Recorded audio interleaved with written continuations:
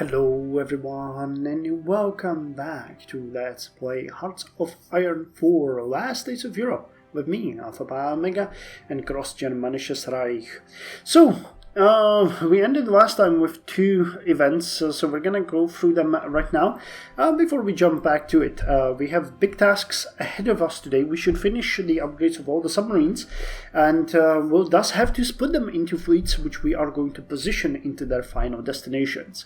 So, another meeting with Erhard. So, Herr Erhard, Speer grounded his teeth and forced himself to smile. It's been quite some time since we last talked about policy, hasn't it? I assume this conversation will be just as bracing. Without a word, Erhard stowed his cigar between his teeth, reached down to his briefcase and hauled up a textbook-sized folder, presumably stuffed to the brim with proposals, spreadsheets, and assorted financial documents. Speer continued smiling, but the light of false enthusiasm winked out of his eyes. "Oh," he murmured. "I'm sure Geisinger has already given you the abridged version, my Führer," Erhard began. "Simply put, we need the Mittelstand back. Small and medium-sized businesses were the bedrock of the German economy right up until Hitler started handing out government contracts to the party's biggest donors." Yeah. We all know how that turned out. We've put a lot of effort into building middle class. They'll be crucial to our new policies. We have to rely on the established corporations as little as possible from now on. Don't issue them new contracts. Don't engage with them. Don't indulge their requests. Speer paused for a moment. He examined Erhard, blinking against the fragments smoke drifting between them. Or fragrant smoke, blinking against the fragrant smoke drifting between them. He swallowed. "But what if..." "No room for buts, my Führer. You know the stakes of this game. Abs and his lackeys won't compromise. Our plans are directly opposed to theirs, and they know it." Speer sighed. No chance to get a word in edgewise with Erhard. "We'll have to deal with them directly at some point, Erhard." "Yeah, I know. I've scheduled a meeting for next week. You, me, and the 4 leading industrialists in the Reich. It'll be our moment of truth, my Führer. Don't be afraid to lay down the law and put those scum in their place." Don't I have a say in this? Welthauptstadt Germania. This will increase Welthauptstadt Germania GDP by 0.5 billion. Our GDP growth will increase by additional 0.45. Cool. So, I guess this increased the GDP... Okay, yeah, that increased our GDP by a jump. And our GDP growth is now going to jump over 9%. An odd alliance. It was Geisinger that Oberländer sought out. He was the only one of the reformists that seemed reasonable at times, and the president of the Reichstag figured that if any of Speer's clique were going to listen to him, it was the Silver Tongue. He spotted the former lawyer, as always, in the process of schmoozing some unsuspecting policymaker, no doubt trying to curry his favor for some ludicrous proposal of Speer's in the future. It gave Oberländer an odd spurt of pleasure to be interrupting such a thing. "Deputy Führer," the president of the Reichstag intoned when the conversation seemed to have hit a lull. "We need to speak for a moment, if you are not too busy." Geisinger shot an apologetic look at his companions and excused himself. The two men walked out for a moment until they were properly out of any man's earshot. Geisinger gave Oberländer an expectant look, waiting for the president to speak. "Is what I have heard true? Does Speer intend to dismantle IG Farben and the other corporations?" "Yes, and for good reason." Geisinger wasted no time launching into a spiel. "President Oberländer, you are an educated man, even holding a doctorate in economics. You know how these corporations have crippled the German economy. These companies have destroyed the German labor industry. Their stranglehold on the market is not just a travesty, but a crime. A crime against the Reich and the ideals of German labor of National Socialism. It is the duty of the Führer to stop such things." Oberländer nodded. "There's no need to convince me, Deputy Führer. I hold the leeches on the German state in as much contempt as you do." That revelation seemed to have taken Geisinger by surprise. "Herr Geisinger, I simply came to offer my assistance to the Führer in this brave endeavor. This is a matter of concern for all of Germany. And as president of the Reichstag, I throw my full support behind this." The rest of the conversation was much more productive. Repatriation efforts will be somewhat enhanced. repatriation efforts. Are we pulling people back into Germany or something? It's a bit weird. Oh, we're gonna promote small businesses now. So let's see the effect. And here we have our Z battalions. So you move to the Crimean Defense Force. Wait, here, and we need to put you into the defense here. Here and here. Yeah, 9.33%. Decisions available. Media manipulation. I don't think we will need that. Our regime stability is already 93.7%. So unless there is an additional benefit that I don't know about. Vehicle stability increased by 0.5%. I think there's no point. Yeah, 100% stability. So at this point, no need to do anything. Okay, so let's actually mark it out as we no longer need that. Murmansk People Republic declared war on the Republic of Finland. Oh, okay.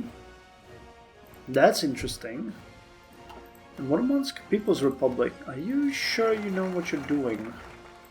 Well, actually, this is that was part of Finland. I was wondering how we missed that, but now I realized because this is probably a separate declaration.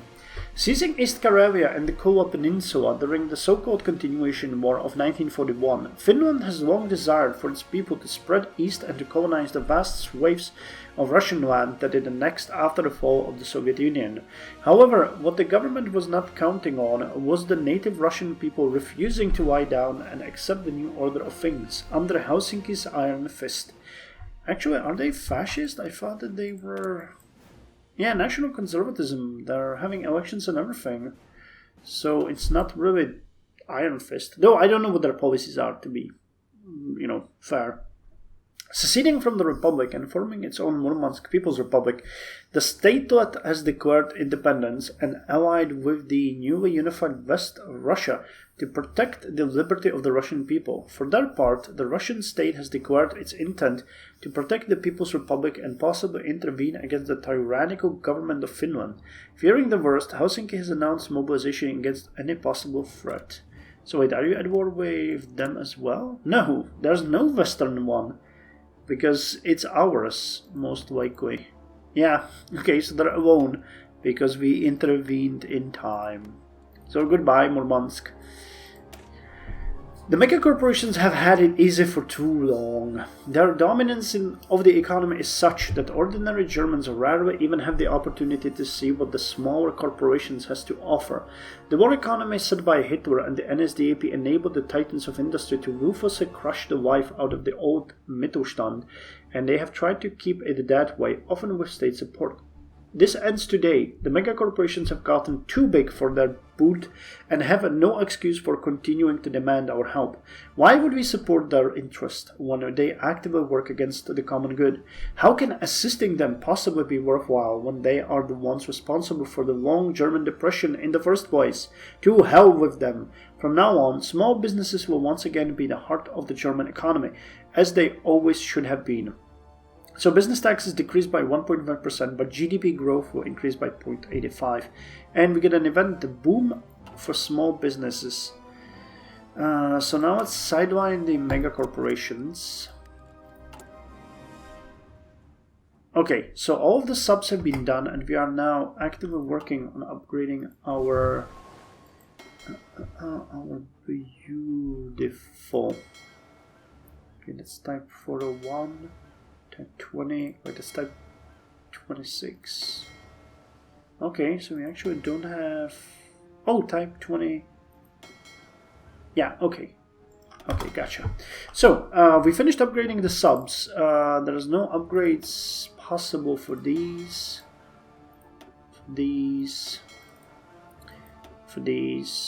or for these. Well, okay, we could upgrade you to the 101 class, but that's a nuclear sub, and I don't really want to do that. So, Now we have to put them into place where they belong. That is. So for our all intents and purposes, the Type 401 class should be the long range one. Yeah, that's the modern one. So you will be split into 5 separate fleets.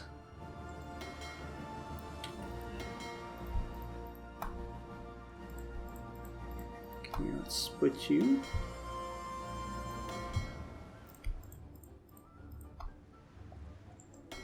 Okay, and the last one.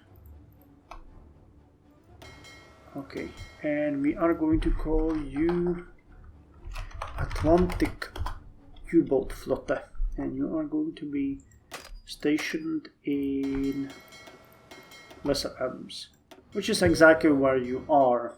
So we have the Atlantic U-boat Flotte. Now you're the oldest ones. Your surface detection and subvisibility.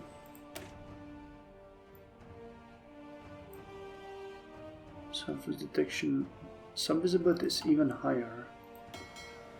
What about you? Some detection, subvisibility. Okay, I think we're gonna put the U-boat Flotte 2 and 3.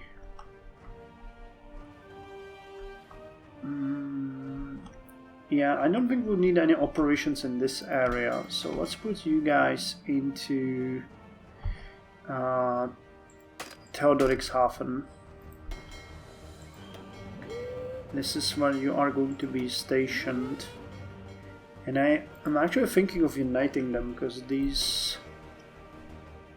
you have 4-4-1-1, you have 3-3-1-1, so you're actually better.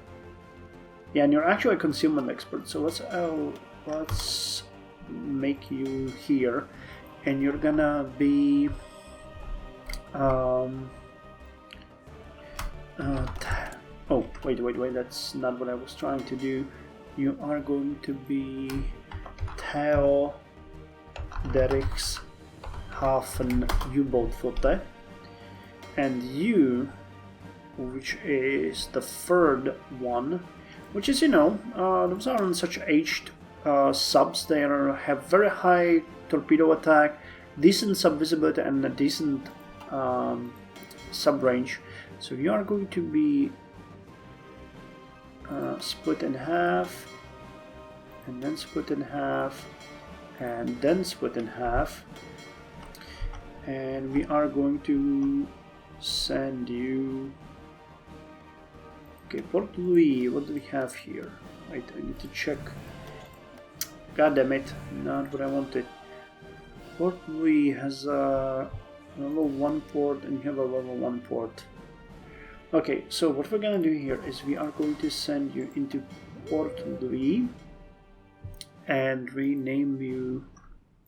You're actually the U-boat Flotte as well. And we are going to call you the Ost. That would be Südost, right? Südost U-boat Flotte. Okay, and you're gonna be stationed there, which requires us, unfortunately, to revamp the port here, because that one needs a boost. Let's give you 3 more levels. Okay, so that takes care of the subs. A boom for small businesses. Stuttgart, Württemberg, Hohenzollern. Johann Weber, like many veterans, was deprived of the same prospect his parents had enjoyed by the crash of the 1950s. With no more wars to fight and no possibility for advancing through the ranks, Herr Weber was forced to try his luck in the blue-collar job market. That, as most of the populace could tell you, was a futile endeavor. I hadn't realized during the war, Weber recalled, that the corporations on the home front would be so exploitative and cruel. Yeah, I wholly believe in the Führer's promise that they were at his beck and call. Perhaps they were for a time, but when I returned home they had no work to offer, not for myself, my family, or my friends. 2 men from my unit, men who had lived through both Barbarossa and the West Russian War, committed suicide because they could not find no purpose in their daily lives once the Wehrmacht no longer needed them. Their old employer had been bought out by IG Farben in the early 50s. As I spoke to him recently, I never would have thought that his life was ever so difficult. A few years ago, Herr Weber was living off the pittance that his pension would grant him. Now he's a proud greengrocer who runs his own business, as pictured below. Here, he sells fresh produce from local farms, turning enough of a profit that he was recently able to purchase a home for his family. And that's how it should be. They now live in a modest but splendid country home just outside of Stuttgart. Of course, I owe all of this to our new Führer, Weber told me with a smile. I don't really understand economics, but whatever he's done has already given me a life that I'd given up on so long ago. Some of my neighborhoods still scoff and call me a liberal, but that's a price I'll happily pay for the success. Heil Speer! Just one success story of many. And we sideline the mega corporations.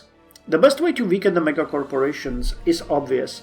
We should deprive them of business. Almost all state and military contracts have been awarded to the 4 largest corporations in the Reich for the past 30 years, while countless small but promising enterprises have had the life choked out of them. It's time to give every good, hard-working businessman a shot at doing business with the Reich government. Contracts previously given to megacorporations will be gradually rescinded, divided up and reassigned by Führer directive. Meanwhile, new ones will be drafted by Erhard, working in conjunction with representatives from the business community. The Führer has voiced his concerns about decentralizing military production, but Erhard has dismissed them, assuring him that there is no longer a need for ultra-centralized mass production of armaments. The Reichstag, Speidel and von Tresckow had given their own approval to the notion, so all that is needed is the go-ahead from the Reich Chancellery. Actually, I have a little bit of a problem with that. While I agree with most of it, I think that for something like tanks or mass production of infantry arms, you need a unification that only a big corporation can give you. But it depends what's a big corporation. I mean, a manufacturer of arms can have like a factory or two, and they can produce hundreds of guns per day if his operations are well thought. And someone can produce tanks, someone can produce, well, not aircraft. Aircraft will always be the domain of large corporations, but you know what I mean. And now the economic revolution. Increase our GDP by 5%. Nice. Okay. Yeah, GDP is at 240 billion now. We're having a real GDP growth of 11.56%, which means debt to GDP is now at 91.4%. We are soon going to start investing. And inflation is nearly non-existent at 2.78%. That is amazing. So how's the army going? You guys will be trained on 11th of July. Okay, in 2 days, at which point we are going to order 12 infantry divisions to be trained. And we'll add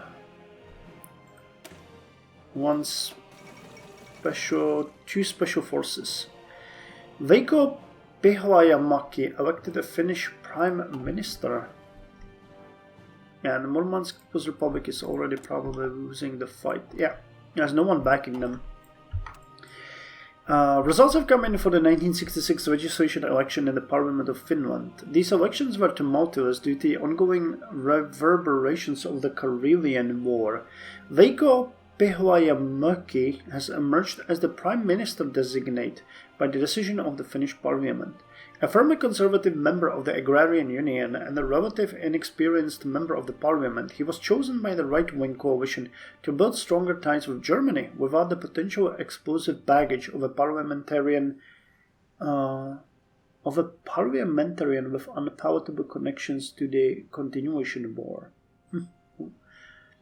Without the potential explosive baggage of a... Oh, okay, like a member of the parliament. Okay, it's parliamentarian. It's a weird word.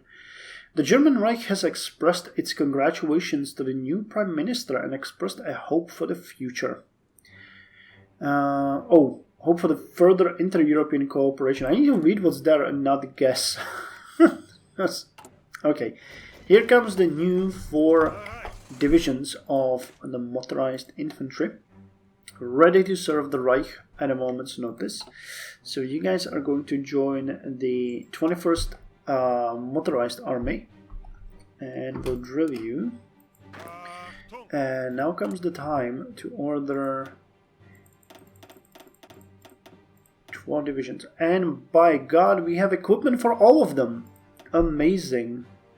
How awesome is that? So could we also order 3 Panzer divisions?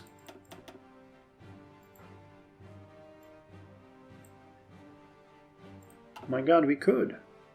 I am super surprised by that. So let's then order 2 of you as well. Is that where we're gonna hit our limit?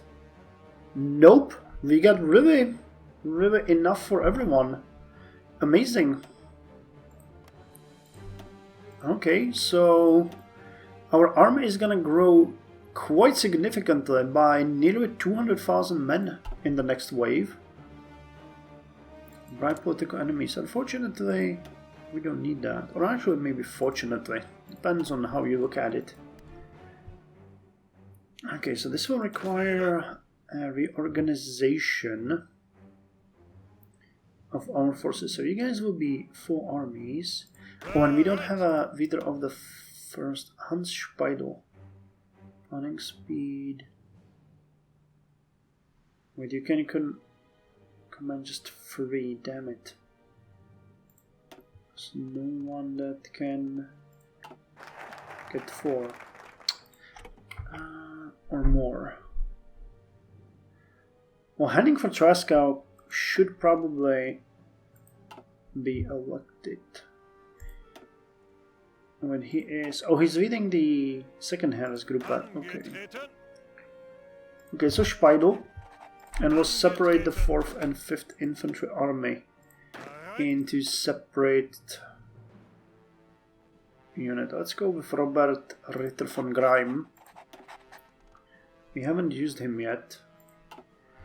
So this is the first Harris, or Erste. This is the second Harris group, and this will be the Harris group. This is actually the one where the 6th Infantry Army is gonna be... Okay, let's temporarily put the Crimean Defense Force in there. And go. Debt to GDP dropped to 87%. GDP increased to 252 billion. Amazing. So this is the point where we can start increasing our investments. An economic revolution. The shelves of department stores fill with independent labels. Military gear is stamped with maker's marks from a dozen different factories. New patents from startups and individual entrepreneurs pass through the Reich's bureaucracy as if being churned off a production line. The German consumer can finally benefit from what we have worked so hard to produce: choice. He no longer has to resign himself to buying the same poor quality mass-produced junk from the Reich's largest corporations. Consumer morale, for lack of a better term, has massively increased as a consequence. That's nothing compared to the economic benefit we are already beginning to see. However, finally, all these businesses and economic degrees, once considered mere scraps of paper, are beginning to see some use. So long as the grousing of the megacorporations is kept from becoming concrete action, we'll soon be seeing a bloom to match the golden years of the empire. Nice. So the average German replace no subsidies with trinket subsidies. The great tax reduction. GDP growth will increase by 4%, but business taxes and income taxes will decrease by 25%, and our inflation is going to increase. And this is, I believe, I don't know if the nominal GDP growth is capped at 15 or the real GDP growth is capped at 15%. That is the question. The fruits of economy. And for the worker, increase policy.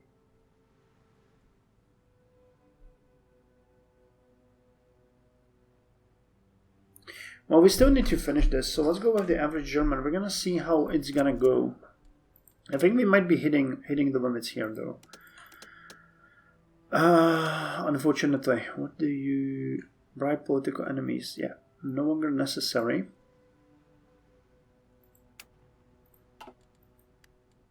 No longer necessary. Fuel is also going well.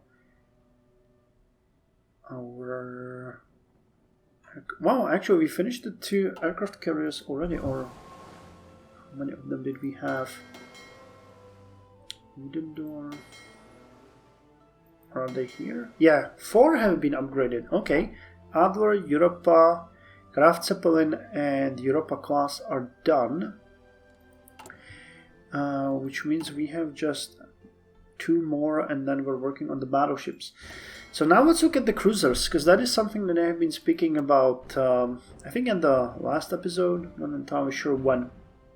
So the cruisers, we actually have a bunch of options here. We have the P-class 1962 refit. Actually put you into a separate fleet, because we will need to separate you. So the P-class, we have 9 of those. Then we have 4 Admiral... what's it called? Admiral Hippo class, and then we have 1 K class.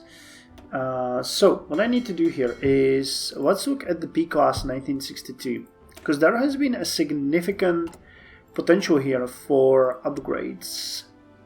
So wait, where's my white cruiser? Is it the white cruiser? Yeah, P class 1962. We have a ton of these which are aged. We don't have any Auto class, Moltke class. Okay, Admiral Hipper we have, and K class we have, right? Yeah, okay, so we need to leave just those there. The rest can go. So Deutschland class, M class, and then... Wait, no, not the improved one. That we need to keep, because the improved one is actually the one that we will use later on, but not now. Okay, so P-class 1962. The attack here is actually really small. We could upgrade it a bit, but I'd have to keep the armor and cruiser engine down, and that really just helps with... I think it upgrades these... No, it actually upgrades just the radar. Or maybe it upgrades... It probably upgrades the secondary as well? No. So you maybe? Well, either way, the weapons on the P-class are actually pretty bad. When you look at the guns that we have there, we have the... What was it? The white battery? White cruiser battery? Yeah, white cruiser battery, but there are different things that we could put in there which would make it slightly stronger. Wait, I think I'm thinking... Yes, okay, so, no. We got to the two white batteries here, but we can replace this one and this one with the same type as we have here. So we'll replace the... I think it's a... What's it called? White battery. Yeah, white battery 2. And we can change that for the white cruiser battery for quite an extra oomph. Because this is a 5-inch one and this is a 15-centimeter cannon. Propaganda campaign ended. Okay, so you can see here that it's immediately going to strengthen our white attack quite significantly. And if I put the same thing here, we're gonna go up by 7.3 and piercing by 2%. If we also upgrade the sonar, we will see that now we have extra surface detection and sub-detection, which is really good, and we get extra anti-air bonus too. So this is what we should go with here. And I forgot to save the name, but I'm thinking whether or not we should maybe change the engine to... that would be so expensive though. We can't. Okay, so we just have to call this... Yeah, and the armor, same story. What about the...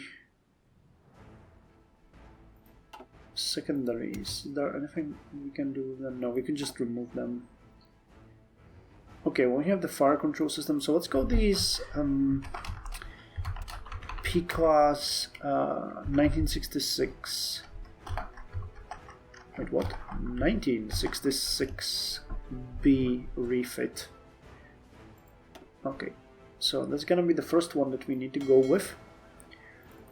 So all of you need to go and upgrade.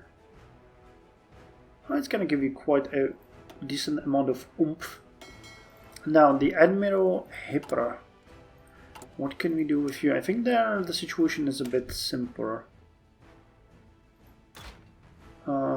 Actually no, it's the same. Could we by any chance upgrade you to the P class? No, but we could to the K class. Oh, because you're the first one. Okay, so that would give us a certain simplification here. Okay, so let's start by upgrading you. And could we do something with the K class? That's the question that I should ask myself. K class. You got torpedo launchers. Oh god, we could really do a lot here. I don't want to change the engine or the cruiser armor, but still, this is a big boost. Attack goes up, white piercing, torpedo, anti-air. Yeah, that's definitely a good idea. So K class 1966 A refit, is it? Yep. Okay, and we can obsolete Admiral Hitler that way. And that means you guys can upgrade to the K class 1966. And so can you. So we will have 5 of the older K class cruisers and 9 of the newer P class cruisers. Okay, so that's looking good. And we finished the... Wait, first, before I forget, the reform. The reform, political power, budget at maximum, reformist, focus, and start. So yeah, we're in between, but increasing nicely. And we finished the average German, so now let's go with the great tax reduction. I will decrease income taxation policy effectiveness. Well, we have to go with it, even if it doesn't make much sense, but yeah. And let's read the average German. Much has been done to help the average German, but not much of it has been direct, so to speak. It has mostly come in the form of increased opportunities for jobs and education, though he might understand if you sit him down and explain all our reforms to him. We can't really do that with every unenlightened individual in the Reich. Erhard and Kaisinger have floated ideas for some relatively inexpensive and popular reforms that we could enact to improve our standing with more of the common people. First and foremost, they advocate for a modest increase to unemployment benefits, more expensive than other options on the table, but it would certainly silence the critics who claim that we have not gone far enough to help the chronically unemployed. So poverty rate will improve. Trinket subsidies will be changed with low subsidies. Stability increases. We pay way more, and more consumer goods are needed, but unemployment policy will improve, and now we're gonna actually get a huge boost in GDP and a small boost in inflation. But I think we might be, I don't know, again, it depends. Either way, either the nominal GDP will level at 15%, or the real GDP growth will level at 15%, but it should still be worth it. We'll see. But look at that, and look at that. And look at this. The poverty rate is dropping by 0.31 now. Anyway, that's enough for this episode. In the next one, we're gonna schedule some more factories. We're gonna look a bit more into... Yeah, we don't need the token political promises. We're actually doing really fine. The regime is nice and stable. And we might actually look a bit more into the army again, because with the cruisers done, we just have the frigates here, and then we can start distributing the fleets. So that's going to be pretty cool. So anyway, thank you very much for joining me, and I'll see you in the next episode.